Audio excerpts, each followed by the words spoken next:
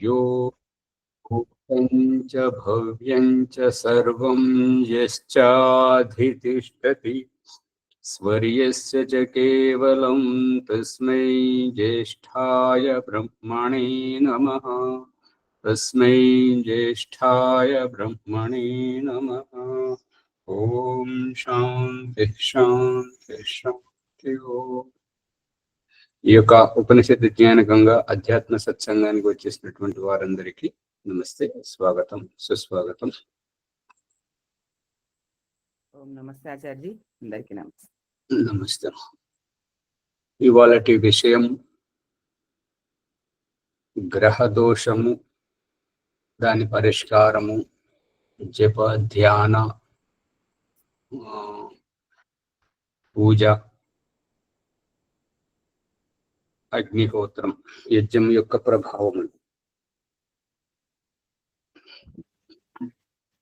గ్రహ దోషం అంటే ఏమిటి?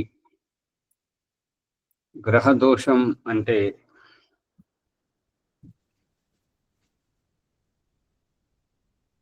మన ఇంటిలో పడక గదిలో మనం పడుకున్నాం, వంటగదిలో సామాన్లు వంటగదిలో ఉన్నాయి.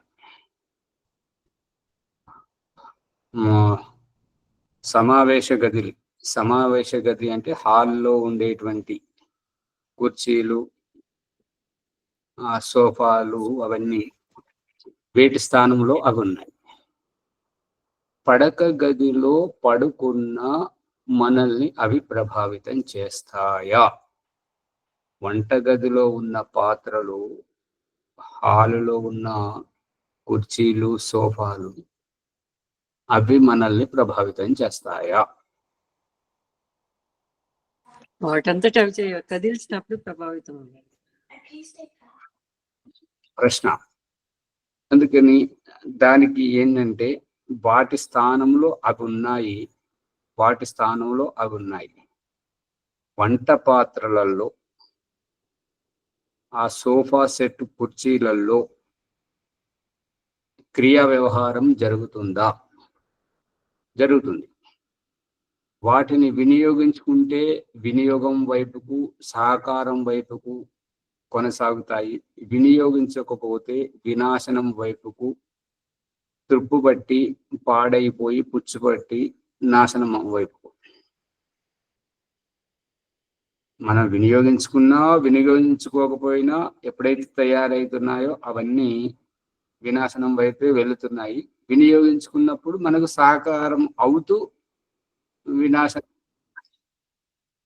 ఇంకా మనం వినియోగించుకున్నప్పుడు నిరుపయోగంగా దుర్వినియోగం అవుతున్నాయి.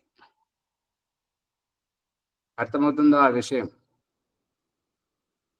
ఇప్పుడు గర్భాధానం జరుగుతుంది, గర్భాధానం జరగబోతుంది, గర్భాధానం జరుగుతుంది. సూర్యుడు సూర్యుని స్థితిలో, చంద్రుడు చంద్రుని స్థితిలో, ఇంకా మిగతా మంగళ బుధ శుక్ర శని, ఈ గ్రహాలన్నీ వేటి స్థితిలో అవి ఉన్నవి, వేటి స్థితిలో అవి ఉన్నవి. ఉన్నటువంటి తరుణంలో వాటి పని అవి చేసుకుంటూ పోతున్నాయి, వాటి పని అవి చేసుకుంటూ పోతున్నాయి. మన పని, మనం గర్భాధానంలో ఉన్నాము, గర్భాధానం చేస్తున్నాము, గర్భాధానం అవుతుంది. ఈ అయ్యేటువంటి గర్భాధానానికి, గ్రహముల సంచారానికి ఏమిటి సంబంధం? అనుకోకుండా వంటింట్లో చప్పుడైంది. ఓం ప్రకాష్ చదువుకునేటప్పుడు చదువుకొని ఒకరి దగ్గర ఉన్నప్పుడు అక్కడ ఏంటంటే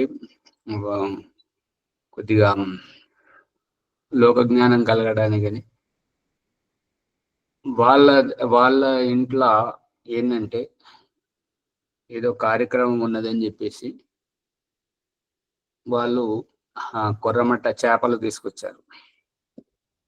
చేపలు తీసుకొచ్చి వాటిని ఆ పాత్రలో వేసి నీళ్లు పోసి పెట్టారు తాగకుండా ఉండడానికి. అందరూ పడుకున్నారు. అందరూ పడుకుంటే మధ్యరాత్రి ఆ చేపలు కదిలి ఆ మూతను పడగొట్టేసరికి పడబడబడవని శబ్దం వచ్చేసింది. వస్తే ఆ రోజు అతిథులుగా వచ్చినటువంటి వారు, ఆ పక్కింటి వారు ఆ శబ్దానికి వీళ్ళింట్లో దయ్యం వచ్చింది అని పట్టుకున్నారు. దయ్యం వచ్చింది. ఇప్పుడు ఆ దయ్యం ఆ పాత్రల శబ్దం కావడం, మళ్ళీ కొద్దిసేపటికి దీపం కాంతి కనబడడం. అది ఏంటంటే సప్పుడైంది ఏంటని చెప్పేసి ఇంటి వారు దీపం వెలిగించి చూస్తున్నారు. వాళ్ళకు పక్కింటి వాళ్లకు ఆ గోడ మించెల్లి వెలుతురు కనబడడం, ఆ పాత్రల శబ్దం కావడం, ఇక్కడ దయ్యం ఉన్నది. ఇంటిలోకి వచ్చినటువంటి ఈ చేపల గురించి తెలియనటువంటి వారికి ఈ యొక్క దయ్యం వచ్చిందనేది తెలుసు. ఇక దయ్యం దయ్యం అనే శబ్దం వినేసరికి ఆ సప్పుడుకు నిద్ర తేలిపోయినటువంటి వారు ఆ దయ్యం భయంతో దుప్పటి బాగా కప్పుకొని వణుకుతున్నారు లోపల. ఇక్కడ దోషం ఎవరిది? ఎవరిది దోషము కాదు. దుప్పటి కప్పుకొని అనుకుంటున్నది దోషం అవుతుంది, భయం. దయ్యం అనేసరికి భయపడుతున్నారు లోపల కప్పుకొని. ఇప్పుడు ఈ విధంగానే గ్రహాలు, సూర్యుడు ఏ స్థితిలో ఉన్నాడు, చంద్రుడు ఏ స్థితిలో ఉన్నాడు, ఆ యొక్క వాటి యొక్క పరిజ్ఞానం మనకి ఎలా తెలుస్తుంది? మనకు ఎలా తెలుస్తుంది? మనకైనా అమావాస్య, పౌర్ణమి, అష్టమి, ఏకాదశి, ద్వాదశి, త్రయోదశి తిథుల పరిజ్ఞానం ఉండాలి, లేదా ఎవరైనా ప్రత్యేకంగా చెప్పి ఉండాలి, లేదా టీవీలలో పేపర్లలో ఇప్పుడు గ్రహణం పడబోతుంది అనేటువంటి ఈ గ్రహణం సమయంలో ఏమి చేయకూడదు, ఈ సమయంలో ఈ తిథి దోషము, నక్షత్ర దోషం ఉన్నది, ఇప్పుడు జాగ్రత్త అని ఎవరైనా హెచ్చరించి ఉండాలి. ఆ హెచ్చరించినటువంటి భయం, ఆ విధంగా హెచ్చరించినటువంటి భయం మనసులో నాటుకుపోతుంది. అయ్యో ఏమవుతుందో, అమ్మ వద్దన్నది కదా, నానమ్మ వద్దన్నది కదా, అవును ఇప్పుడు ఇదంట కదా, అట కదా అనేటువంటిది లోపల మెదులుతుంది, పురుగు మెసులుతుంది. వెలుగుతుందా? ఇది లోపల తొలుస్తున్నది ఆ పురుగు. దాని ప్రభావం ఎవరి మీద పడాలి? దాని ప్రభావం ఎవరి మీద పడాలి? ఇప్పుడు మనం అంటే పెద్దవాళ్ళం, అది చూసుకుంటాం, దాన్ని చూసి చూడనట్టు వెళ్తాం. అదే గర్భాధానం అవుతుంది, గర్భంలోకి వస్తున్నటువంటి జీవాత్మ మరియు గర్భం దాల్చినటువంటి గర్భిణీ స్త్రీ, ఆమె మనసులో ఈ భయం నాటారు. ఇప్పుడు ఓ ప్రశ్న తలెత్తింది ఏంటంటే, గ్రహణంతోటి ఏమీ కాదు అని చెప్పేసి హేతువాదులు తీసుకొచ్చి ట్యాంక్ బండి మీద అది నాట్యము, అదని ఏదో డీజే డ్యాన్స్ పెట్టేసి వంట వార్పుతో మంచిగా ఆమోద ప్రమోదంతో కార్యక్రమం పెట్టారు. ఏదైనా ఉంటే మాకు తెలియాలి కదా. అందులోకి ఆధునిక భావజాలం కలిగినటువంటి వారు, గర్భిణీ స్త్రీలు కూడా అవును ఏం లేదుగా చూడు, అక్కడ టీవీ ఛానల్ కూడా వచ్చి ఉన్నాయి, లైవ్ అక్కడ చేస్తున్నారు కాబట్టి ఇదంతా ఏం కాదు, అంత మూఢనమ్మకం అనేటువంటి భావజాలంతో వాళ్ళు కూడా పాల్గొన్నారు. ఈ పాల్గొన్న తర్వాత ఎగరడము, దూకడము, తినడము, తాగడము అదంతా చేసినప్పుడు ఏమి అంతగా ప్రభావం కనబడలేదు. రాత్రి వెళ్ళి పడుకున్న తర్వాత కొంతమందికి భయం నాటుకొని ఉన్నందువల్ల మళ్ళీ ఇంట్లో వాళ్ళు కోపడడం వల్ల అది జీవితం మీద అసహ్యం పుట్టుకొచ్చి ఇట్లా అన్నందుకు కొంతమందికి ఏమో అభార్షణ అయిపోయింది. ఇంకా అటువంటిది ఏమీ లేదు. ఇప్పుడు ఎవరైతే ఉద్యోగం పేరు మీద ఊరు విడిచి అమ్మ నాన్నలను అత్తమామలను విడిచి వచ్చి ఉద్యోగం పేరు మీద పట్టణాలలో వచ్చి ఉంటున్నటువంటి వారు, వాళ్ళని అడిగేవారు లేరు. ఎక్కడ పోయారు, ఏం చేసి వచ్చారు, ఏదనేది అడిగేవారు ఎవరు లేరు. కాబట్టి వారు వచ్చి పడుకున్నారు. మామూలుగానే గడుస్తున్నది. గర్భం అంతకుముందే దాల్చారు కాబట్టి ఈ గర్భం దాల్చిన సమయంలో ఈ యొక్క హేతువాదుల కార్యక్రమంలో వారు కూడా ఉత్సుకతతో పాల్గొన్నారు. ఈ మూఢనమ్మకాలకు మనం తిలోదకాలు ఇవ్వాలి, మూఢనమ్మకాలకు విలువ ఇవ్వకూడదు అనేటువంటి ఆధునిక భావజాలంతో ఉన్నారు. గర్భవాసం పూర్తయిన తర్వాత పుట్టినటువంటి శిశువు ఈ తల వంకరగా పోవడం, మూతి పగిలిపోవడం, ఇటువంటి వికారంతో పుట్టడం జరిగింది. దీనికి బాధ్యులు ఎవరు అనేటువంటిది ఇంటిల్లిపాదికి ప్రశ్న. ఏమ్మా ఏమైంది, ఎక్కడన్నా వెళ్ళావా, ఏదైనా జరిగిందా అని అంటే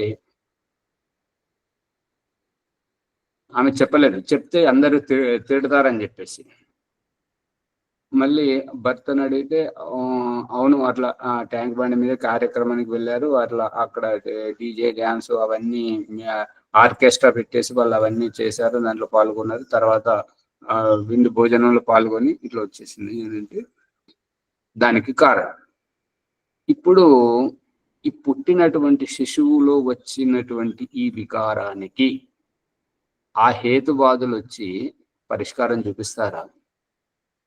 ఈ దంపతులకు ఈ కుటుంబంలో వచ్చినటువంటి ఈ శిశు రూపంలో వచ్చినటువంటి ఈ వికారాన్ని ఈ కులము ఈ గోత్రంలోంచి ఆ యొక్క దోషాన్ని తొలగించగలరా? దీనికి బాధ్యత ఎవరు వహించాలి? వెలుగుతుందా ఆచార్య? అక్కడ జరిగిన సమయము జరిగింది, ఈ సమయం వేరు ఆ సమయం వేరు. అప్పుడు తప్పించుకున్నారు, ఇక ఎవరి మీద పడదు, అది వాళ్ళకి సంబంధమే లేకుండా అయిపోయింది. అది కదా. అందుకని ఇక్కడ ఇప్పుడు ఏంటంటే ఓం ప్రకాష్ చెప్పినటువంటిది ఆ చేపల దృష్టాంతం కానివ్వండి, వంటింట్లో పాత్రల దృష్టాంతం కానివ్వండి, ఈ సోఫా సెట్ దృష్టాంతం కానివ్వండి, ఈ ట్యాంక్ బండి మీద జరిగినట్టు హేతువాదులు జరిపినటువంటి కార్యక్రమం ఉంది కానివ్వండి. ఇంకా ఇంకొక వైపు ఏంటంటే ఎవరో హెచ్చరించారు, ఇప్పుడు ఈ సమయం మంచిది కాదట, ఈ సమయంలో బయటకు వెళ్ళకూడదట, ఇప్పుడు ఈ సమయంలో గర్భాధానం చేయకూడదట, ఈ సమయంలో గ్రహణం పడుతుందట, ఈ సమయంలో రాహు ఈ సూర్యుని కబలిస్తున్నాడంట, అట అనేటువంటిది తెలియని వారికి వారి జాగ్రత్తలు వారు ఉన్నారు, వారికి ఏ అభిప్రాయం లేదు. ఈ మూఢిగా ఉంటారు కదా, ఈ మూఢిగా ఉండేటువంటి వారికి, మూఢిగా అంటే ఏదో మూర్ఖంగా వాళ్ళేంటో తెలియదు, వాళ్ళ ఉద్దేశం ఏంటో తెలియదు, మనం చెప్పింది అసలే వినరు. అటువంటి వారికి ఈ అట అనేటువంటి భ్రాంతి ఉంటుంటది. ఇంకా కొంతమందికి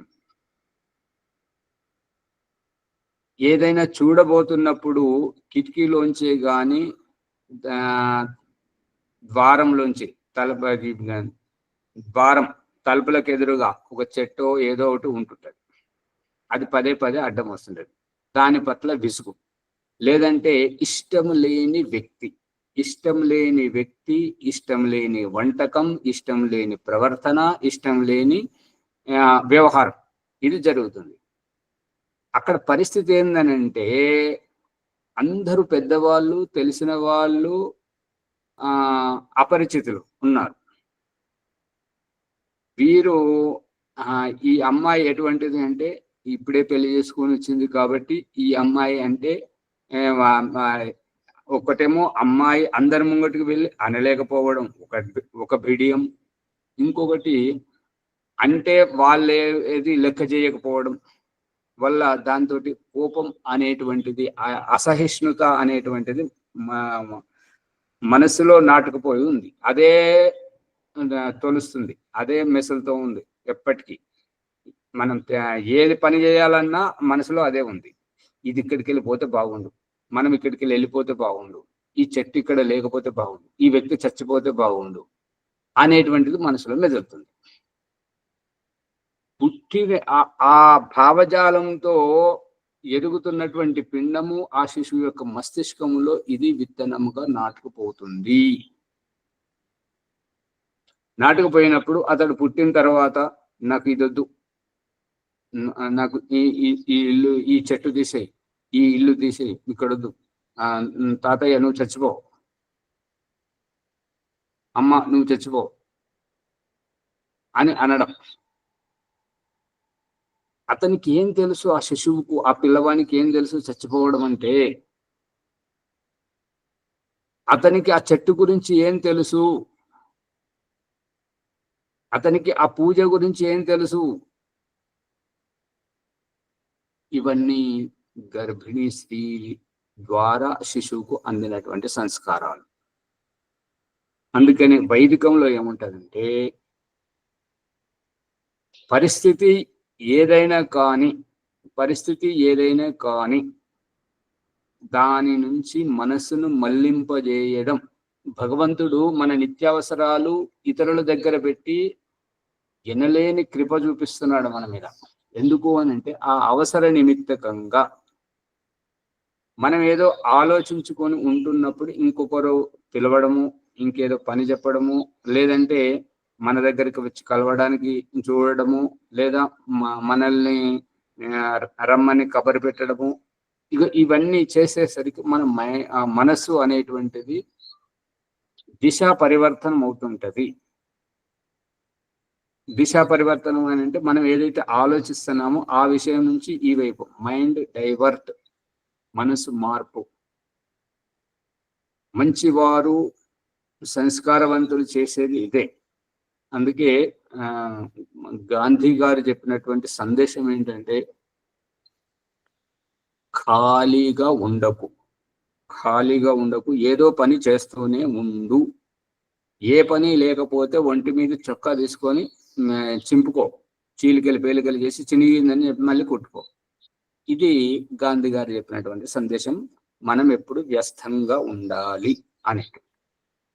ఇక ధ్యాన గురువు చెప్తున్నటువంటి సందేశం ఏంటంటే, ఈ చేసేటువంటి క్రియ అంతా నీ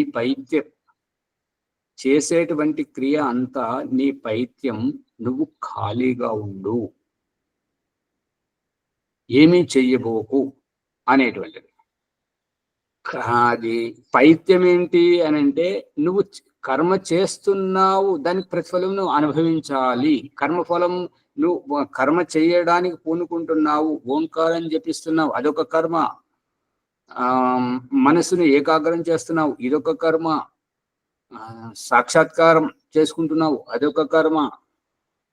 ఈ కర్మ చేయడం వల్ల నీకు కర్మఫలం లభిస్తుంటుంది. అందుకని ధ్యాన గురువు ఏమంటున్నాడంటే, ఈ చేసేటువంటి క్రియకు నువ్వు అతీతంగా ఉండు, సాక్షిగా ఉండు. సాక్షిగా ఉండేటువంటి ఉద్దేశం మరియు దయానంద సరస్వతి మనందరకు సంధ్యోపాసన ద్వారా నేర్పిస్తున్నటువంటి ఈ వాక్ అంగస్పర్శ యొక్క అభిప్రాయము క్రియా నివృత్తి. క్రియా జన్మ యొక్క రహస్యము దేహధారణ చేయడం వల్ల దేహం యొక్క అవసరాలు, ఆకలి దప్పికల నివృత్తి, పరిణామం మలమూత్ర విసర్జన. అర్థమవుతుందా? ఇవన్నీ ఒకదానితో ఒకటి ముడిపడి ఉన్నాయి. అందుకని కంఠకూపేక్షుత్ పిపాస నివృత్తి అని పతంజలి మహర్షి అన్నపానీయాల నుండి మనల్ని వేరుగా దేహస్థితి నుంచి ఆత్మస్థితికి, నివృత్తి స్థితికి, నివృత్తి స్థితికి తీసుకెళ్ళడం. దేహధ్యాస లేకుండా శారీరక అవసరాలకు అతీతంగా, శారీరక అవసరాలు ఏమిటివి అంటే ఆకలి, దప్పికలు, శరీరం యొక్క అవసరాలు. ఆ అవసరాలు తీరిన తర్వాత అన్నపానీయాలు అక్కడే ఉంటాయి. ఈ దాహం వేసినప్పుడు ఏ బిందెలోంచి ఏ కుండలోంచి అయితే నీళ్లు తీసుకొని తాగామో, తాగిన తర్వాత మనం మిగిలినటువంటి మనం ఒక గ్లాస్ తీసుకుంటాం, మిగతా అన్ని కుండ నిండా బిందె నిండా నీళ్ళు అలాగే ఉన్నాయి. మనకు ఆకలేస్తుంది, అన్నం వడ్డించుకొని తింటున్నాం. మనం ఎంతైతే వంట చేయడం జరిగిందో దాంట్లో వచ్చి మనకు సరిపడేంత తీసుకున్నాం, మిగతాదంతా అక్కడే ఉంది. అంటే మనం తిన్న తర్వాత ఆ యొక్క అన్నపానీయాలు ఎక్కడ ఉండాల్సినవి అక్కడే ఉన్నాయి, కానీ మన శరీరానికి అవసరం లేదు కాబట్టి మనం తినట్లేదు. ఈ యొక్క తినేటువంటి స్థితితోటి మలమూత్ర తయారు కావడం, మనం శరీరానికి సేవ చేయడం, శరీరానికి సానుకూలంగా ప్రవర్తించడం మన ఆత్మహత్య అనేటువంటిది ఈ పతంజలి మహర్షి చెప్తున్నటువంటిది. నువ్వు దేహానికి సేవ చేస్తున్నావు, నువ్వు దేహానికి స్నానం చేస్తున్నావు, నువ్వు దేహానికి వస్త్రధారణ చేస్తున్నావు, నువ్వు దేహానికి బొట్టు పెడుతున్నావు, నువ్వు దేహానికి ఈ దేహం యొక్క కాళ్ళకు చెప్పులేస్తున్నావు, దేహం యొక్క గోళ్ళను పెరిగినమని తీస్తున్నావు, వాటిని శుభ్రస్తున్నావు, దేహం యొక్క తల ఎంట్రుకలను నువ్వు కటింగ్ చేసుకుంటున్నావు, దువ్వుకుంటున్నావు, నువ్వు దేహానికి సేవ చేస్తున్నావు. నీ గురించి ఏం చేసుకుంటున్నావు? ధ్యాన గురువు చెప్పేటువంటిది ఆత్మ గురించి, దేహానికి అతీతంగా, దేహాతీతంగా ఆత్మస్థితి. దయానంద సరస్వతి చెప్తున్నటువంటిది అక్రియా ధ్యానం. క్రియా వ్యవహారం దేహాసక్తి, క్రియా వ్యవహారం రోగాలు రావడం, మాత్రల కోసం తాపత్రయపడడం, ఈ ప్రమాదాల గురించి బయటపడడానికి ప్రయత్నం చేయడం, దేహాన్ని రక్షించుకోవడానికి, దేహ సేవ కోసం దేహానికి బానిస బ్రతుకు. ఈ ధ్యాన స్థితిలో చేయాల్సింది ఏమీ ఉండదు. చేయాల్సిన దానికి అతీతంగా, ఈ క్రియా వ్యవహారానికి అతీతంగా. ఇప్పుడు ఈ పౌరాణికంలో ఒకటి ఏంటంటే, యమనియమాలలో ఇంద్రియ బ్రహ్మచర్యాన్ని, ఉపస్థేంద్రియ నిగ్రహం, మన ఇంద్రియాలను మనం నియంత్రణలో చల్లపరుచుకోవాలి. కానీ మరి స్వామి గారి పేరైతే తీసుకోలేను, అమ్మగారి పేరు తీసుకుంటాను. ఆమెకు ఇవన్నీ చాలా ఇబ్బంది పెడుతుంది, మమ్మల్ని ఇబ్బంది పెడుతుంది. కాబట్టి ఇక ఈ కుంభాభిషేకం అని చెప్పేసి, ఈ కుంభాభిషేకం, కుంభం అంటే కుండ నిండా నీళ్లు తీసుకెళ్ళి, బిందె నిండా నీళ్లు మోసుకెళ్ళి, ఒక శ్రద్ధ భక్తితో తీసుకెళ్ళి రాయితో చేసినటువంటి శివలింగం మీద, ఆ శివలింగాన్ని చూడండి, మధ్యలో ఉండేటువంటిది పురుష శరీరలింగం, ఆ మధ్యలో ఉన్నదానికి చుట్టుగా ఉన్నటువంటిది స్త్రీ శరీరలింగం. ఇవి రెండు కామవాసనలో ఉండేటువంటి, అంటే కామంలో ఉత్తేజన పరుస్తున్నది కాబట్టి దాన్ని శాంతింపజేయడానికి యమనియమాలలో బ్రహ్మచర్యంతో ఉపస్థేంద్రియ నిగ్రహం అక్కడ చేయాల్సింది పోయి వీళ్ళు కుండతోటి నీళ్లు తీసుకెళ్లి ఆ యొక్క కుంభాభిషేకం చేస్తుంటారు. ఇది ఎంతవరకు ఉచితమో అది ఆలోచించండి. సమస్య ఉన్నది ఒక చోట, కానీ దాని ఆడంబరంతో ఇంకొక దగ్గర కాలక్షేపం చేస్తున్నారు. దానివల్ల ప్రయోజనం ఏంటి? ఇప్పుడు మనోరంజనం ఏంటంటే, ఒక అతనికి అది పాము గరిచిందని చెప్పేసి వైద్యం దగ్గరికి పోతే అతను అన్నాడు, ఈ మందు తీసుకొని నువ్వు పాము గరిచిన చోట పెట్టుమని అంటే, ఆ మందు తీసుకొని ఒకటే పరిగెడుతున్నాడు. అదే ఎక్కడికి పోతున్నావు అంటే, పాము నన్ను అక్కడ ఆ గుట్ట కాడ కరిచింది, అక్కడికి పోతున్నా, అక్కడ పెట్టుకున్నాడు వైద్యుడు. అర్థమవుతుందా ప్రసంగం? ఊరిగా కూర్చున్నారా? ఇది రహస్యం. అతను శరీరంలో ఎక్కడ అనేది ఆలోచించకుండా స్థలం ఎక్కడో అని ఆలోచించాడు. ఈ గ్రహదోషం అనేటువంటి ఈ ప్రకరణంలో, ఈ గ్రహదోషం అనేటువంటి దాంట్లో ఇక్కడ జరుగుతున్నది ఇదే. అవగాహన లోపం, సరైనటువంటి దిశానిర్దేశ లోపం. దిశానిర్దేశం చేసేవారు చేశారు, కానీ వీరు అర్థం చేసుకోలేక, అర్థం కాని తత్వాన్ని ప్రశ్నించి అడగలేక, మనసులో అది పెట్టుకొని ఆ రకంగా ఇబ్బంది పడుతుంటారు. అందుకని ఈ యొక్క వంటింట్లో కదిలేటువంటి పాత్రలకు ఈ గర్భిణీ స్త్రీ పడుకున్నందుకు ఆ గర్భధానం అవుతున్న ప్రక్రియ ఒకటి, గర్భిణీ స్త్రీ వాళ్ళ పడక గదిలో వాళ్ళు పడుకున్నది ఒకటి, ఈ యొక్క వంట గదిలో పాత్రలు కదలడం ఒకటి. ఆ చప్పుడు అందరికి వినపడుతుంది కదా. ఈ అది సమావేశ గది అంటే హాల్ అంటారు ఇంగ్లీష్లో. ఆ హాల్లో ఉండేటువంటి కుర్చీలు, సోఫా సెట్ అవి తయారైనప్పటి నుంచి వినాశనం వైపే వెళ్తున్నాయి. వాటిని మనము సద్వినియోగపరుచుకుంటున్నాము కాబట్టి రోజు వాటిని శుద్ధి చేసి దుమ్ము దులిపి మంచిగా ఊడ్చి మనం జాగ్రత్త పరుచుకుంటున్నాం కాబట్టి మనకు వినియోగం అవుతూ వినాశనం వైపు వెళ్తున్నాయి. ఇక వినియోగించినటువంటివి దుర్వినియోగం అవుతున్నాయి. ఆ రకంగా దుర్వినియోగం అయ్యేటువంటి ఇక మనం వినియోగించుకుంటున్నాం కాబట్టి మనకు సహకరిస్తూ మనకు ఉపకరిస్తూ నాశనం అవుతున్నాయి. ఇప్పుడు సృష్టి తయారైనప్పుడు సూర్యుడు, చంద్రుడు, ఈ యొక్క మంగళ, బుధ, గురు, శుక్ర, శని ఈ గ్రహాలు ఏవైతే ఉన్నాయో భగవంతుడు వాటి ద్వారా మనకు ఉపకరింపజేస్తూ ఒక బల్బు తయారు చేసాం కనుక్కున్నటువంటి వ్యక్తి. విద్యుత్తును ఆ బల్బుకు కలిపితే అది మనకు ప్రకాశం ఇస్తుంది. అంటే మనకు చీకటితో మనం ఇబ్బంది పడుతున్నాం కాబట్టి ఆ చీకటిని తొలగించడానికి వెలుతురు ఆ విద్యుత్తు బల్బు ప్రకాశం. ఉక్కపోస్తుంది కాబట్టి అదే విద్యుత్తును ఫ్యాన్ తోటి కలిపితే తిరుగుతుంది, గాలి వస్తుంది. అదే విద్యుత్తును ఏసీకు కలపడం, అదే దాన్ని హీటర్కు కలపడం, అదే దానిని మనం వినియోగించుకునే తీరు. అందుకని సూర్యునితోటి మనకు ప్రకాశం ఉపకారం కల్పిస్తున్నాడు భగవంతుడు. చంద్రుడితోటి వెన్నెలను, చంద్రుడితోటి శుక్లపక్షం, కృష్ణపక్షం, అమావాస్య, పౌర్ణమి అని, మరియు సముద్రంలో అలలు రావడం, ఉప్పెనలు రావడం, వర్షం కురిపించడానికి చంద్రుడు కారణం. సూర్యుడు కాలుష్య నివారణ చేయడం, మన దగ్గర ఉన్నటువంటి దుర్గంధాన్ని అంతా ఆ సూర్యరశ్మితోటి ఆవిరి చేసి మనకు స్వచ్ఛతను ప్రసాదింపజేయడం. ఇవన్నీ అర్థమవుతున్నాయా?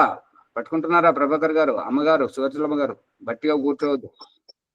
అవును, వింటున్నాం. అవి మనకు భగవంతుడు మనకు ఉపకరించడానికి ఏ రకమైతే తల్లిదండ్రి పిల్లలకు అనుకూలంగా ఉండడానికి పడుకున్న వారికి దోమలు కుట్టకూడదని చెప్పేసి దోమతెర వేయడం, మంచి బట్టలు వేయడం, రోజు స్నానం చేయించడం, అది తల్లిదండ్రులు చేస్తున్నారు వారి బాధ్యతగా. దేవుడు కూడా ఈ నవగ్రహాలతోటి ఈ సూర్యచంద్ర నక్షత్రాలు ఏవైతే గ్రహోపగ్రహాలు ఉన్నాయో వీటి ద్వారా మన మానవ జాతికి, ప్రాణి మాత్రలకు అందరికీ యథాయోగ్యంగా ఉపకారం గావింపజేస్తున్నాడు భగవంతుడు.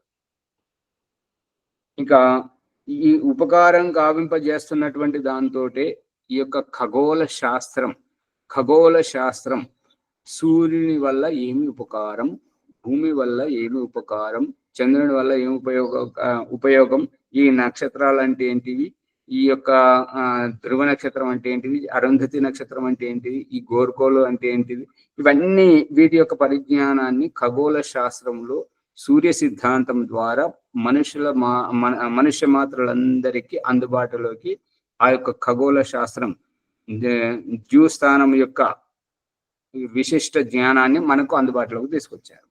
ఆ విధంగా తీసుకొచ్చినటువంటిదే ఈరోజు అమావాస్య, ఈరోజు ఈ యొక్క పౌర్ణమి, ఈ అష్టమి, ఈ ఏకాదశి, త్రయోదశి, ఈ యొక్క తిథుల యొక్క పరిజ్ఞానం మనకు క్యాలెండర్ రూపంలో మనం ఇంట్లోకి తీసుకొచ్చి మనం పెట్టుకున్నప్పుడు ఎవరైతే ఈ విషయములో గ్రహ సంచార రహస్యాన్ని తెలిసినటువంటి వారు ఉన్నారో ఈ యొక్క తిథిని నడిపిస్తున్న దేవత ఎవరు, ఈ యొక్క నక్షత్రాన్ని నడిపిస్తున్న దేవత ఎవరు, ఈ యొక్క నక్షత్రానికి యోగం ఏం వస్తున్నది, ఈ పరిజ్ఞానం కలిగినటువంటి వారు ఆయా జాగ్రత్తలు తీసుకొని బ్రతుకుతున్నటువంటి విధి విధానంలోకి ఆ యొక్క విషయ రహస్యం తెలియనటువంటి ఈ పుడుతున్నటువంటి పిల్లలకు ఆ యొక్క పరిజ్ఞానం కల్పించడమే.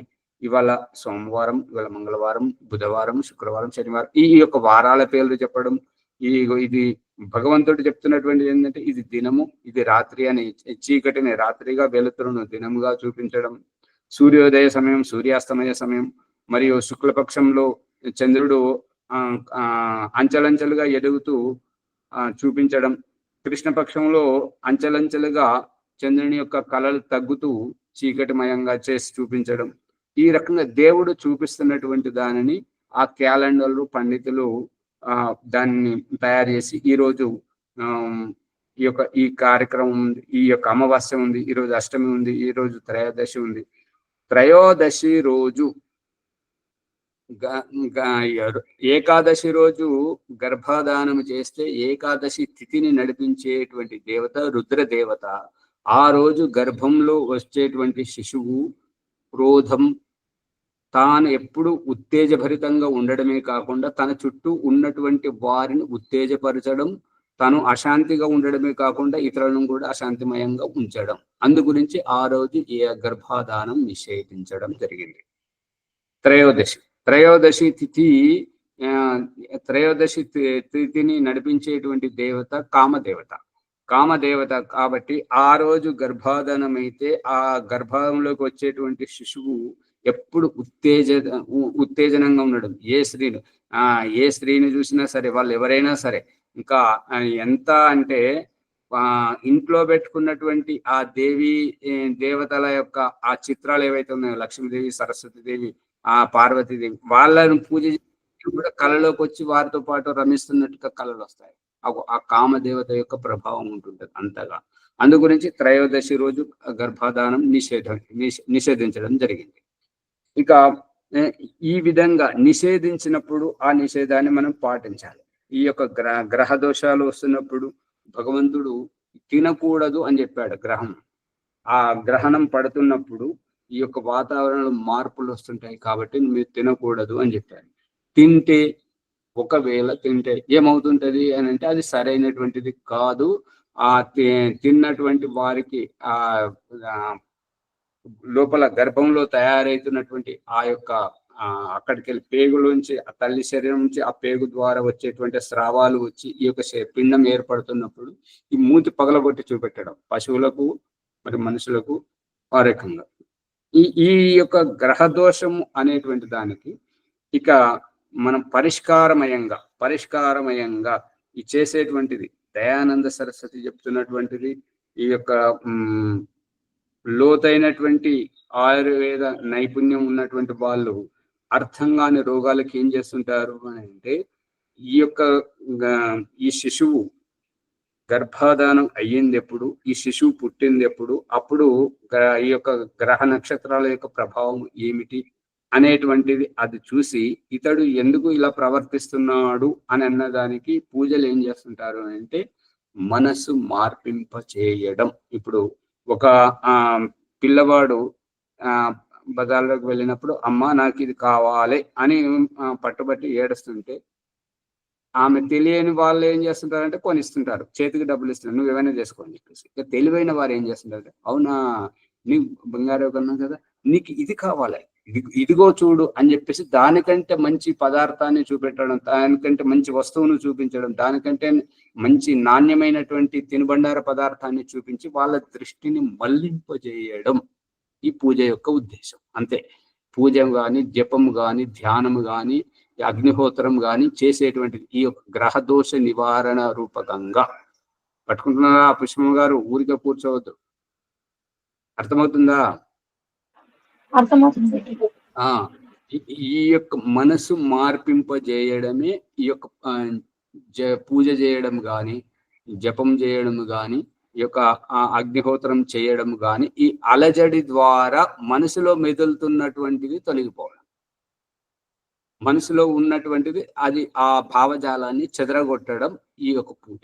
రాజమణమ్మ గారు ఊరికే కూర్చోవద్దు, గాయత్రి అమ్మ గారు జాగ్రత్తగా వినండి. అర్థమవుతుంది కదా అమ్మగారు?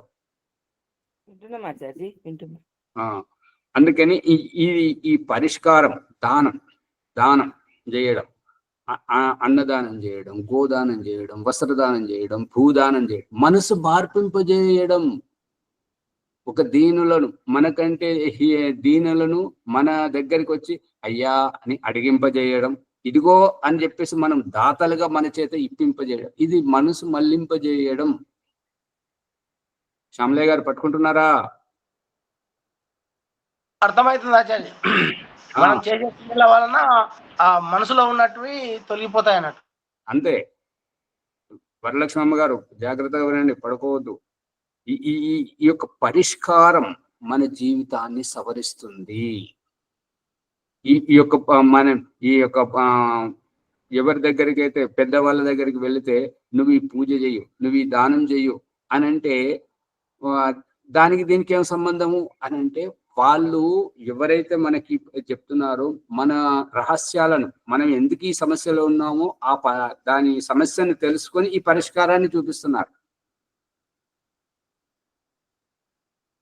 సువర్చలమ్మ గారు పట్టుకుంటున్నారా? ప్రభాకర్ గారు వింటున్నాము. అందుకని ఈ యొక్క వీటి వెనకాల ఇదంతా ఉంది. మనసు మళ్లింపజేయడం.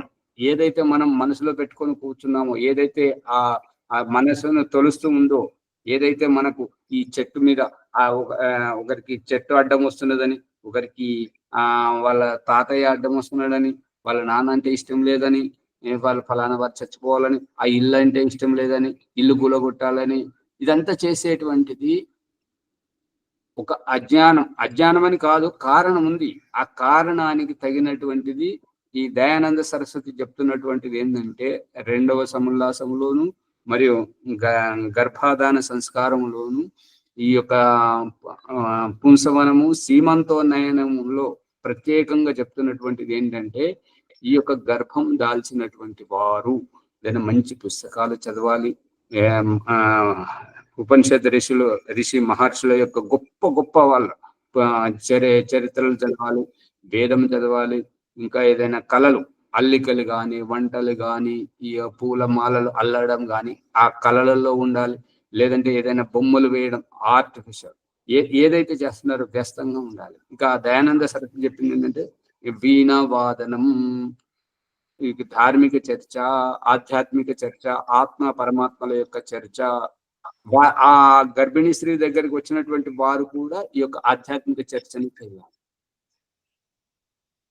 ఆయుర్వేదంలోనైతే సూట్ గా చెప్తుంటది ఏంటంటే, ఈ యొక్క పెద్ద సౌండ్ వినకూడదు. ఇప్పుడు ఒక్కొక్కసారి చూడండి, ఆ డీజే సౌండ్ కు ఇంట్లో పెట్టిన పాత్రలు కదులుతుంటాయి, భవనం అంతా ఇట్లా తిమ్మిరొచ్చిన కాలు ఎట్లయితే జంజన ఇట్లా తరంగితం అవుతుంటుందో అట్లా భవనం కదులుతుంటాయి, ఇంట్లో వస్తువులు కదులుతుంటాయి. గమనించారా?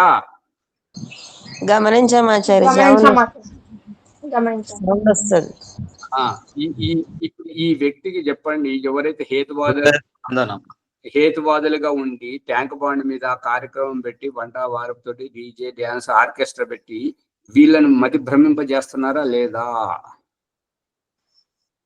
డీజే తోటి హృదయ స్పందన రేటు కూడా పెరిగిపోతుంది. అందుకని ఈ యొక్క గ్రహదోషము అని అంటే, గ్రహదోషము దానికి పరిష్కారం మనము చేసేటువంటిది మన ఆ భారతీయ సంస్కృతిలో ఉంది. దీనికి సమస్య ఏదైనా సరే పరిష్కారం ఉంది.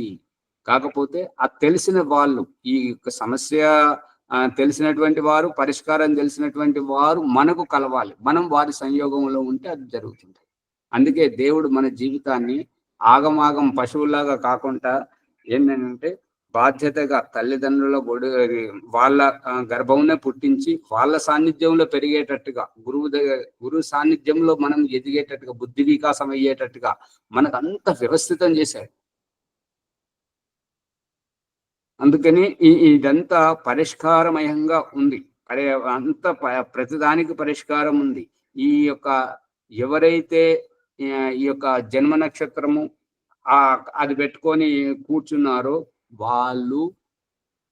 వాళ్లకు ఈ జన్మ నక్షత్రము, ఈ తిథిపత్రము, జన్మ తిథిపత్రము అనేది ఏదైతే పెట్టుకొని కూర్చున్నారో అది మహా అజ్ఞానము, అది శోకపత్రం అని చెప్పేసి దయానంద సరస్వతి చెప్పాడు. ఎందుకు అని అంటే, మనము వ్యస్తంగా ఉండి ఈ యొక్క గ్రహ దోషాలను పట్టుకున్నటువంటి వారు, ఈ యొక్క ఈ జన్మ నక్షత్రము ఈ యొక్క దోషాలతో ఉండేటువంటి వారు ఏంటంటే పని పాట లేకుండా మనసులో అది పెట్టుకొని కూర్చుంటుంటారు. అందుకే వారి జీవితాలు ఆగమవుతుంటాయి. వారి చుట్టూ ఉన్నటువంటి వాళ్ళ జీవితాలు కూడా ఆగమాగం అవుతుంటాయి. మూల నక్షత్రంలో పుట్టేటువంటి వారిని ఒక మూర్ఖంగా చూస్తుంటారు. వాళ్ళు ఏ పని చేసినా సఫలం కాదు అనేటువంటి భావజాలంతో ఈ యొక్క సమాజంలో ఏదైతే వ్యవహారం ఉందో, ఈ దయానంద సరస్వతి పుట్టింది కూడా మూల నక్షత్రంలో పుట్టాడు. అందుకే అతనికి మూల శంకరుడు అని పేరు పెట్టారు. అతనికి ఒక ఉద్దేశం ఉంది. మృత్యు అంటే ఏంటి, స్వచ్ఛమైనటువంటి శివుడు అంటే ఎవరు, ఈ యొక్క పుట్టడం ఏంటి, చావడం ఏంటి, ఈ ఉద్దేశం ఉన్నది. కాబట్టి ఆ ఉద్దేశమయంగా తీరిక లేకుండా ఒకసారి అడిగారు ఏంటంటే, స్వామీజీ మీరు ఇంత అఖండ బ్రహ్మచర్యాన్ని మీరు పాటిస్తున్నారు కదా, మరి మీకు ఈ యొక్క కామవాసన అనేటువంటిది మిమ్మల్ని ఇబ్బంది పెట్టదా, మీకు పెళ్లి చేస్తామంటే మరి చేసుకోకుండా వచ్చేసారు, ఇప్పుడు ఏమైనా కోరిక ఉన్నదంటే, నాకు ఆ వైపు ఆలోచించేంత సమయమే లేదు, ఆ వైపు ఆలోచించేంత సమయమే లేదు, తీరిక లేదు. నేను ఎంత వ్యస్తంగా ఉంటానంటే, ఇక అతడు ఒక్క వ్యక్తే కొంతమంది చేయాల్సినటువంటి పని ఒక్కడే చేసిపోయాడు. ఇప్పుడు అప్పుడు దయానంద సరస్వతి ఒక్కడే ఉండి ఏ పని అయితే చేశాడో, ఇప్పుడు ఇంతమంది ఆర్య సమాజికులుండి, ఆర్య సమాజ గురువులుండి, ఆచార్యులుండి దయానంద సరస్వతి చెప్పినటువంటి అంతరార్థాన్ని గ్రహించి అతన్ని తూచా తప్పకుండా పాటించేవారు ఎవరు లేరు.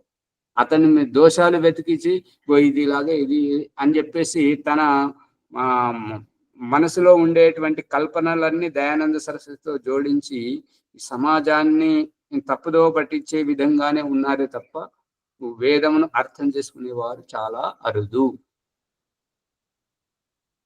పట్టుకుంటున్నారా అమ్మగారు?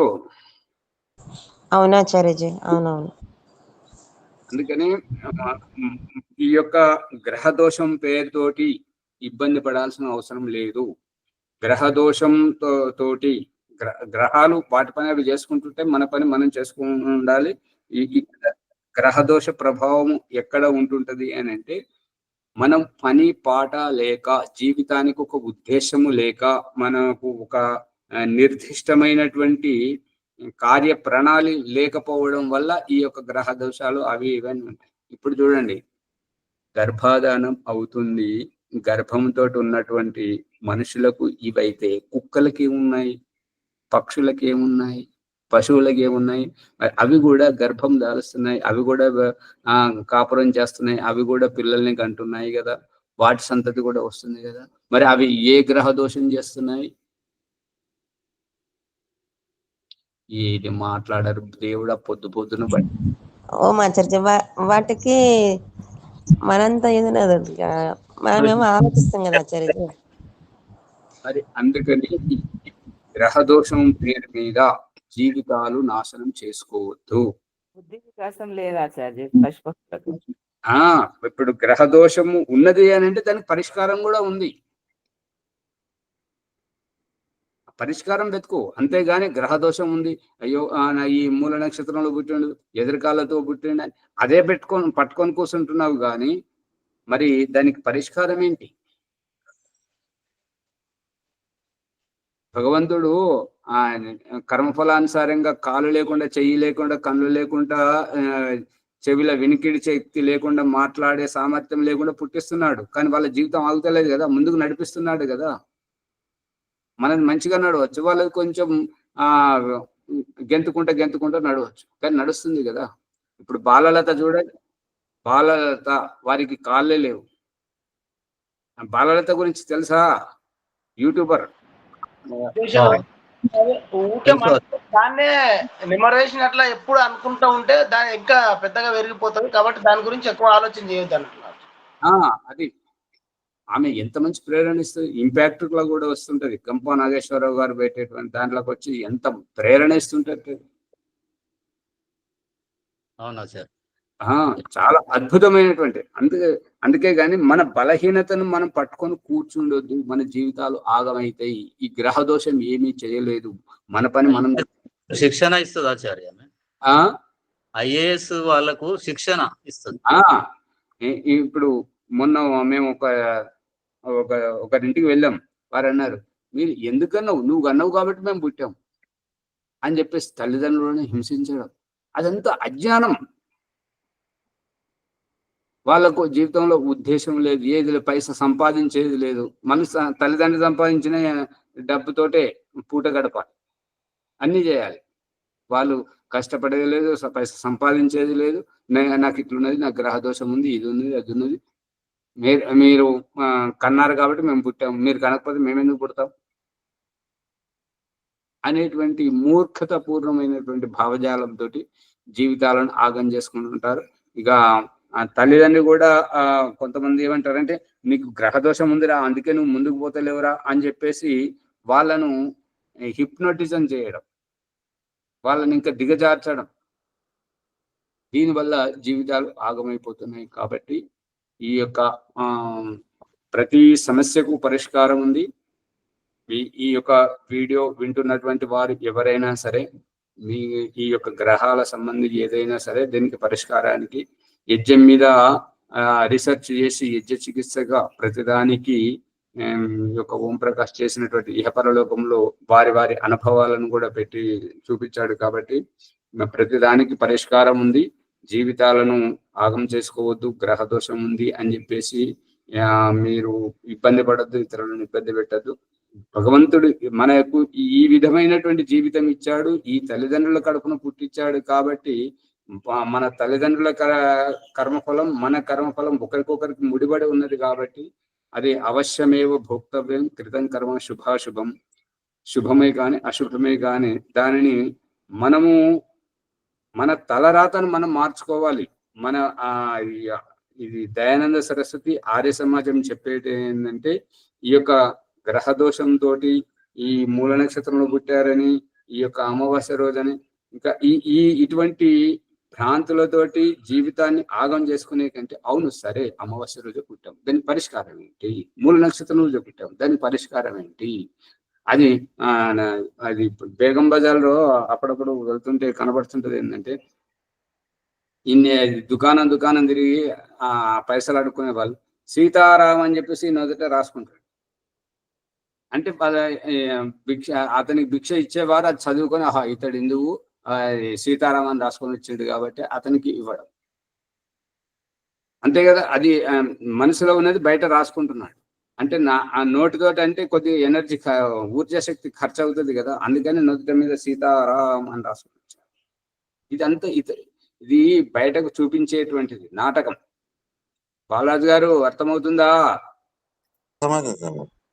ఈ గ్రహదోషం అనేటువంటి దాంతో జీవితాలు ఆగం చేసుకోవద్దు. భగవంతుడు మనకి ఇచ్చాడు జీవితం, ఈ రకంగా ఉంది, దీన్ని నెక్కుకు రావాలి. ఇప్పుడు వాళ్ళ అమ్మగారు, రజని వాళ్ళ అమ్మగారు చెప్తున్నది ఏంటంటే, వారి శరీరం అంతా తూట్లు పడిచారు ఈ యొక్క రక్త పరీక్ష కోసం అని చెప్పేసి, ఈ యొక్క ఏమంటారు రక్త మార్పిడి కోసం అని చెప్పేసి, ఇంకా అనేక ఆపరేషన్లు చేస్తే మొత్తం శరీరం అంతా జల్లెడబెట్టినట్టు అయింది. అడగని మీ అమ్మగారు ఒకసారి, ఇంత బాధలో ఉన్నావు, ఎట్లా సహించుకుంటున్నావు అంటే, ఇది తప్పదమ్మా, మనం తప్పించుకుంటే దేవుడు మళ్ళీ జన్మనిస్తాడు, మళ్ళీ ఈ బాధలు అనుభవించాల్సిందే. అందుగురించి ఇంకా ఎప్పటికైనా తప్పని దానికి ఓర్పుతో ఉండడమే మంచిది. అందుకని ఈ రకంగా ఉంటున్నారని చెప్పేసి, సహనంతో ఉంటున్నారని చెప్పేసి వారు చెప్పినటువంటి సందేశం చాలా అద్భుతమైనటువంటి, అది అర్థమైన వారికి అర్థమవుతుంది, అర్థం కాని వారికి అర్థం కాదు. అందుకని ఈ యొక్క ఎపిసోడ్ ద్వారా చెప్తున్నటువంటిది ఏంటంటే, గ్రహదోషం యొక్క భ్రాంతిలో ఉండొద్దు. ఒక వీరంటే పడదని, వారంటే పడదని, అదంతా అక్కడ జరిగిపోయిన దాన్ని మనం బాగు చేయలేము. మనం జరగబోయేటువంటి ప్రతి క్షణం మన చేతిలో ఉంటుంటది. కాబట్టి మన జీవితం మన ఇష్టం, మన తలరాతను మనమే రాసుకోవాలి. మనము ఒక కొత్త క్రాంతి పథాన్ని, కొత్త మార్గాన్ని మనం వెతికి చూపించాలి. మన పిల్లలకు మంచి సందేశం ఇవ్వాలి, మంచి దిశానిర్దేశం ఇవ్వాలి. సమాజానికి మన వల్ల మంచే పంచాలి, కానీ చెడును పంచకూడదు, భ్రాంతులను పంచకూడదు, ఎవరి జీవితాన్ని ఆగం చేయకూడదు ఉంటారని చెప్పేసి ఆశిస్తున్నాను. మీకు నచ్చితే ఈ ఎపిసోడ్ను లైక్ చేయండి, షేర్ చేయండి, ఇంకా ఎంతో మందికి దీన్ని పంచండి. దీంతో సమాజంలో ఉన్నటువంటి అజ్ఞానం పోయి అందరూ సుఖంగా ఉండాలని ఆశిస్తున్నాను. వారిని విరమింపజేస్తున్నాను. ఓం ఆచార్య, నిన్న మీరు ఒక పండు పేరు చెప్పారు చూడు ఆచార్య, అది స్ట్రాబెరీ ఆచార్య? మరి అర్థం కాలేదు. నిన్న మీరు ఒక పండు పేరు నిన్న ఒక పండు పేరు చెప్పారు చూడు ఆచార్యజీ. అది షహతూత్ అంటారు, తెలుగులోను హిందీలోను షహతూత్ అని అంటారు. వాళ్ళందరూ ఆ చెట్టు పెడతాను, దానికి పూలు కాయలు పండ్లు పెడతాను చూడాలి. సరే ఆచార్య. అయితే నాకు స్ట్రాబెరీ ఏమో అనిపించింది ఆచార్య. మీరు ఇట్లా అన్ని రౌండ్ చిన్నగా ఉంటాయి అన్నారు కదా ఆచార్యజీ. అంటే కొత్త పురుగు ఉన్నట్టు ఉంటది. ఆ అమర్చారు వాళ్ళు ఆ వాల్ పేపర్ వాళ్ళు అమర్చాన్ని ఒక్కొక్కరు ఇచ్చారు. అది నాకు నచ్చింది, ఎందుకంటే దాని గురించి పరిచయం కాబట్టి అది పెట్టాలని. సరే పెట్టండి.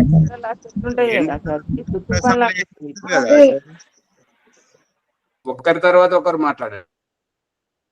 ఇది చెరుకు రసంలో వేసిస్తారు కదా ఆచార్య, ఎండాకాలం చల్వ చేస్తుంది కావచ్చు. ఎండాకాలంలోనే వస్తాయి, కానీ చెరుకు రసంలో వేస్తారో లేదో నాకైతే తెలియదు. ఎండాకాలంలోనే వస్తాయి, చలవ చేస్తుంటే చాలా మంచిగా ఉంటాయి. వేసిస్తారు ఆచార్య, ఇక్కడ సామరెడ్డిలో అయితే వేసిస్తారు. అది నాకు తెలియదు ఆ విషయం. ఇది ఆకుపచ్చగా ఉన్నప్పుడు వగరుగా ఉంటుంది, ఎర్రగా పడినప్పుడు పుల్లగా ఉంటాయి ఆచార్య. పుల్లగా ఉంటాయి, మళ్ళీ నల్లబడ్డ తర్వాత తీయగా ఉంటాయి. అవును, ఊళ్ళల్లో ఉంటుండే ఆచార్య చెట్లు. ఉంటాయి. తుత్తూరు పండ్లు అంటుండ్రు వీటిని. తుత్తూరు పండ్లు అని కూడా అంటారు. అమ్మగారు ముందుకు తీసుకెళ్ళండి. ఓం నమస్తే ఆచార్య. ఈ ఎపిసోడ్ లో అద్వైతానం గురించి, మళ్ళీ గర్భిణీ స్త్రీలు ఇలాంటి ఆలోచనలు ఉంటాయి, పుట్టబోయే శిశువు పైన అదే ప్రభావాలు పడతాయి. ఇంకా గ్రహాలు స్థితి, నక్షత్రాల పరిజ్ఞానం ఏ విధంగా ఉంటుందో, గ్రహదోష ప్రభావం మనుషుల్లోనైనా మరి పక్షులు జంతువులలోనా ఉండదా అంటే అనుమానం పెనుభూతం లాంటిది. అందుకే గ్రహ దోషం గురించి ఆలోచించకుండా ముందుకు సాగాలి అని తెలియజేశారు ఆచార్య గారికి. ధన్యవాదాలు. ఈరోజు ఈ ఎపిసోడ్ ని అందరూ లైక్ చేసి షేర్ చేయండి, సబ్స్క్రైబ్ చేసుకోండి. ధన్యవాదాలు ఆచార్య. ఈరోజు వైదిక సంఘ సువచలమ్మ గారు ప్రాణాయామ మంత్రములు, అఘమర్షణ మంత్రముల యొక్క భావంతో చేయించు. నమస్తే ఆచార్యజీ. నమస్తే. వైదిక సంఖ్య బ్రహ్మ.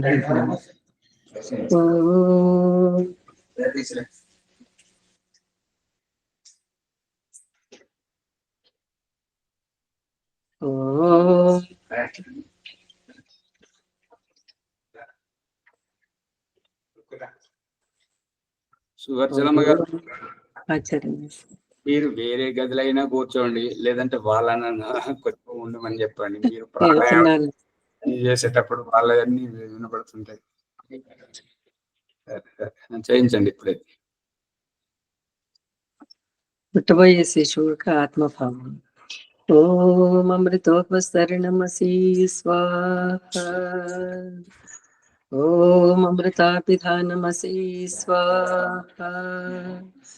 ఓం సత్యం యస్య శ్రీర్మయి శ్రీతాం స్వాహ. అద ఆచమన మంత్రం. ఓం శన్నో దేవీరభిష్టయ ఆపో భవంతు పీతయే సంయోరవిశ్రవంతు నః. అంగస్పర్శ మంత్రం. ఓం వాక్ వాక్, ఓం ప్రాణః ప్రాణః, ఓం చక్షు చక్షుః, ఓం శ్రోత్రం శ్రోత్రం, ఓం నాభిః, ఓం హృదయం, ఓం కంఠః, ఓం శిరః, ఓం బాహుభ్యాం యశోబలం, ఓం కరతలకరపృష్ఠే. మార్చన మంత్ర. శిశువు అభ్యర్థన పరమేశ్వర సాన్నిధ్యం. ఓం భూః పునాతు శిరసి ఓం భువః పునాతు నేత్రయోః ఓం స్వః పునాతు కంఠే ఓం మహః పునాతు హృదయే ఓం జనః పునాతు నాభ్యాం ఓం తపః పునాతు పాదయోః ఓం సత్యం పునాతు పునఃశిరసి ఓం ఖం బ్రహ్మ సర్వత్ పునాతు సర్వత్ర. ఇప్పుడు జీవాత్మ ప్రాణాయామ మంత్రాలు. జీవాత్మ అష్టచక్ర నవద్వార దేవానాం పూరయోధ్య తస్యాం హిరణ్యయే కోసే స్వర్గే జ్యోతిషావృతః. 8 చక్రాల 9 రంధ్రాల ఇంద్రియాల అయోధ్య అంటే యుద్ధం చేయదగిన స్థలం. అందులో స్వర్ణమయ ఆవాసం జ్యోతితో ఆవరించి ఉంది. 7 అంతస్తుల అంతర్యాత్ర. ఓం భూః సహస్రార చక్రం, ప్రాణధారణ, జీవం పోసుకోవటం. ఓం భువః ఆజ్ఞా చక్రం, త్యాగభావంతో దుఃఖ విముక్తి పొందటం. ఓం స్వః విశుద్ధి చక్రము, అనాసక్త ఆత్మసుఖ స్వరూపావస్థ. ఓం మహః అనాహత చక్రం, పరధ్యాన తన్మయత్వ పరమాత్మ భావము.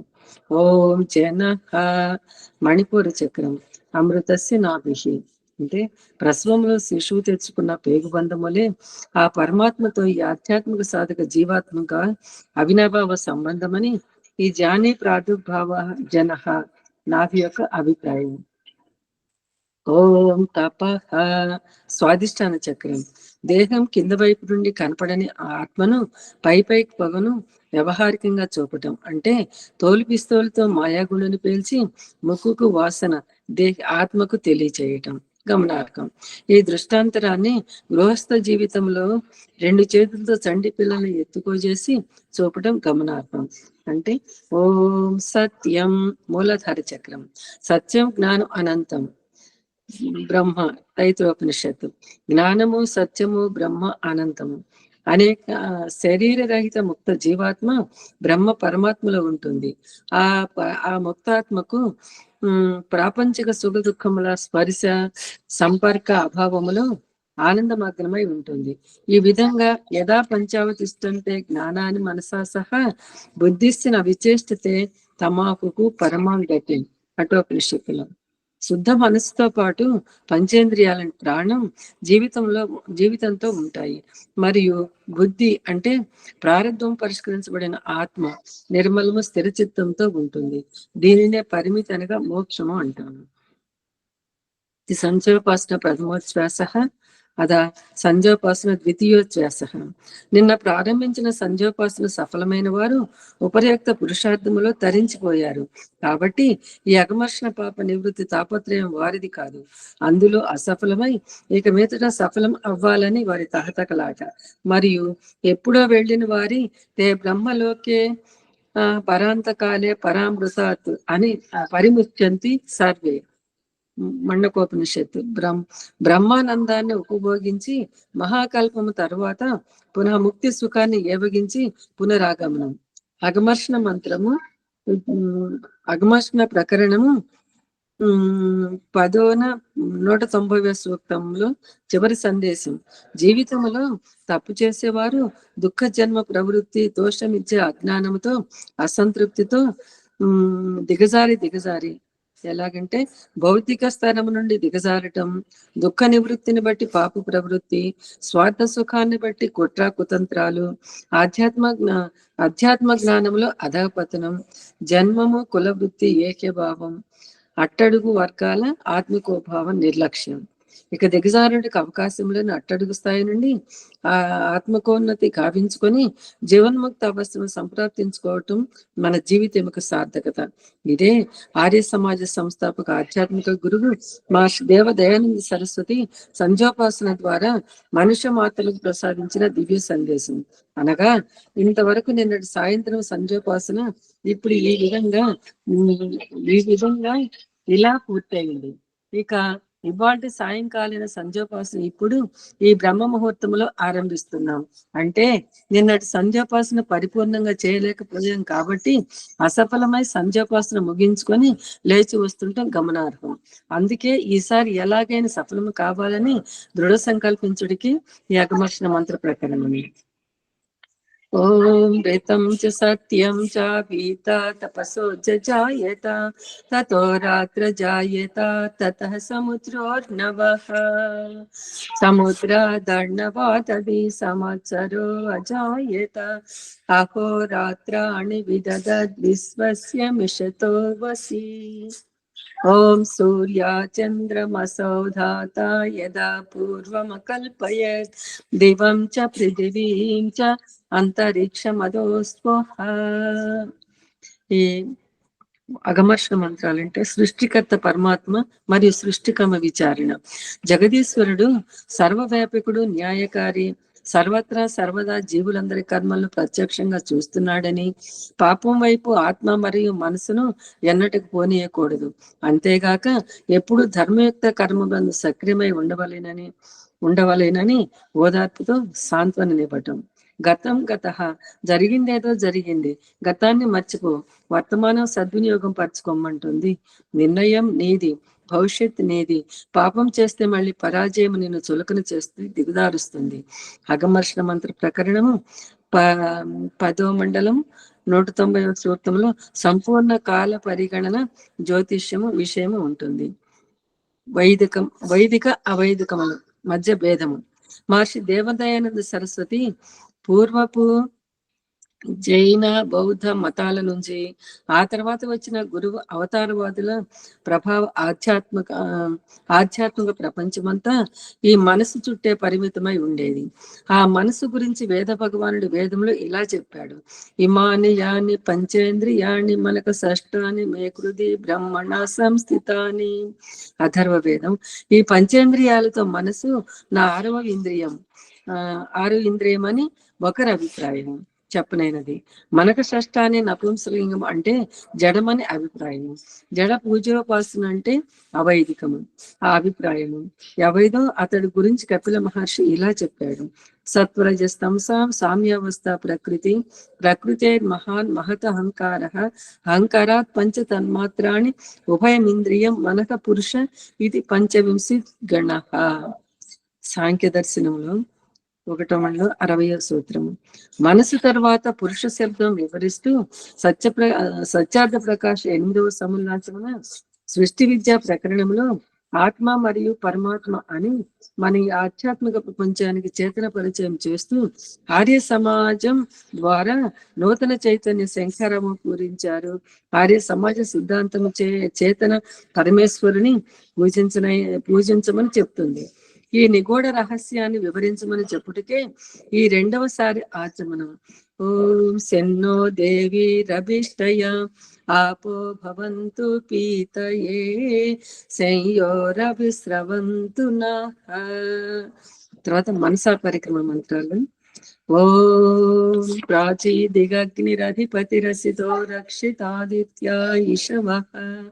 तेभ्यो नमो अधिपतिभ्यो नमो रक्षत्रिभ्यो नमः ऋषिभ्यो नमः येभ्यो अस्तु योऽस्मान् द्वेष्टियं वयं द्विष्वस्तं वो जिह्वे दद्मः. दक्षिणादिगिन्द्रोऽधिपतिः तिरस्तिराजी रक्षिता पितर ईशवः. तेभ्यो नमो अधिपतिभ्यो नमो रक्षत्रिभ्यो नमः ऋषिभ्यो नमः येभ्यो अस्तु योऽस्मान् द्वेष्टियं वयं द्विष्वस्तं वो जिह्वे दद्मः. प्रदेशे दिक्कु वरुणोऽधिपतिः पृदातु रक्षितानमिषवः. तेभ्यो नमो अधिपतिभ्यो नमो रक्षत्रिभ्यो नमः ऋषिभ्यो नमः येभ्यो अस्तु योऽस्मान् द्वेष्टियं वयं विश्वस्तं वो जिह्वे दद्मः. उदेचे दिक्कु सोमोऽधिपतिः स्वजो रक्षिता शनिरिषवः. तेभ्यो नमो अधिपतिभ्यो नमो रक्षत्रिभ्यो नमः ऋषिभ्यो नमः येभ्यो अस्तु योऽस्मान् द्वेष्टि यं वयं द्विष्वस्तम्भोजम्भे दद्मः ध्रुवादिक् विष्णुरधिपतिः कल्माषग्रीवो रक्षिता वीरुदयिषवः तेभ्यो नमो अधिपतिभ्यो नमो रक्षत्रिभ्यो नम यशेभ्यो नम येभ्यो अस्तु योऽस्मान् द्वेष्टि यं वयं द्विष्वस्तम्भोजम्भे दद्मः ऊर्ध्वादिक् बृहस्पतिरधिपतिः श्रित्रो रक्षिता वर्षमिषवः तेभ्यो नमो अधिपतिभ्यो नमो रक्षत्रिभ्यो नम यशेभ्यो नम येभ्यो अस्तु योऽस्मान् द्वेष्टि यं वयं द्विष्वस्तम्भोजम्भे दद्मः उपस्थान मन्त्राः ॐ जातवेदसे सुनवाम सोममरातीयतो निदहाति वेदः स नः पर्षदति दुर्गाणि विश्वानावेव सिन्धुं दुरितात्यग्निः चित्रं देवानामुदगातनेकं चक्षुर्मित्रस्य वरुणस्याग्नेः अप्राध्या वा पृथिवी अन्तरिक्षं सूर्यात्मा जगतस्तशुषश्च उदुत्यं जातवेदसं देवं वहन्ति केतवः दृशे विश्वाय सूर्यम् उद्वयं तमसः स्परिस्वाहा पश्यन्त उत्तरं देवं देवत्रा सूर्यमगन्म ज्योतिरुत्तमम् మరలా అసఫలమైన వారు ప్రాయశ్చిత మంత్రంతో ఓం తచక్షుర్దేవహితం పురస్తాత్ శుక్రముచ్చరత్ పశ్యేమ శరదాస్యతం జీవేమ శరదాస్యతం శృణుయామ శరదాస్యతం ప్రబ్రవామ శరదాస్యతం అధీనాః స్యామ శరదాస్యతం భూయస్య శరదాస్యత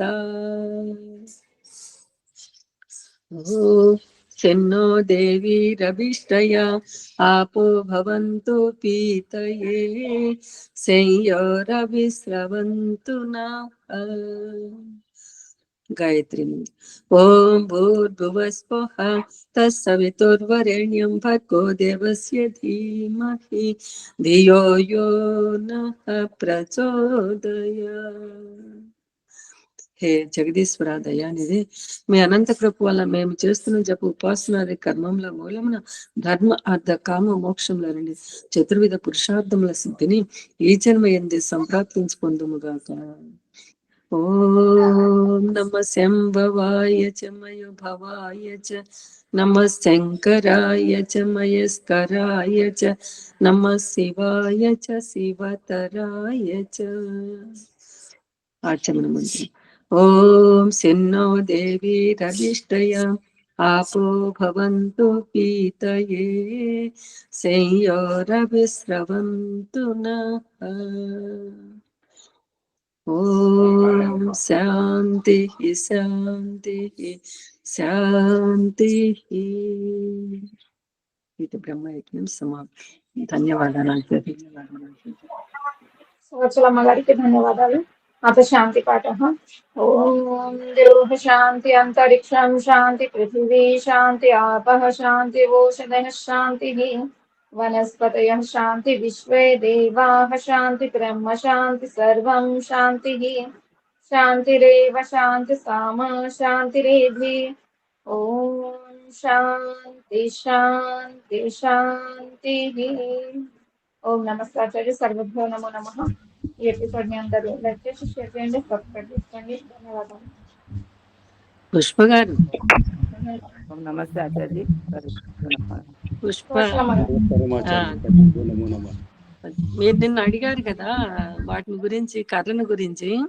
మీరు చూసినప్పుడు అక్కడ నేను ఉపయోగపడే నేను ఫోన్ చేస్తాను అమ్మగారు. రికార్డ్ అవుతుంది. అందరు వెళ్ళిపోదాం. ఆచార్య గారు లేరు.